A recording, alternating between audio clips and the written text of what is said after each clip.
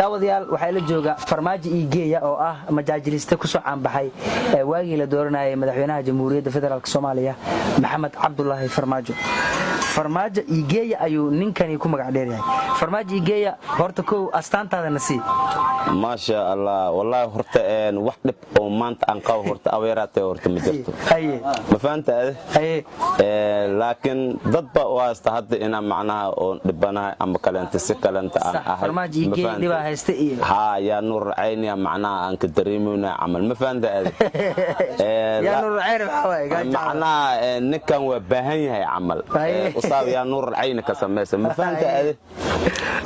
الحمد لله كله هرت نن أو شقيستان أهاي maantana wallahi bilaa walaaliya ili taagan aan ili joogo kulay wareysana daawadayaal farmaajo iigeeya ayaan gacanta ku soo dhignay sidii aan dadka u baadgoobeynay aad iyo aad farmaajo iigeeya waa qof caan ah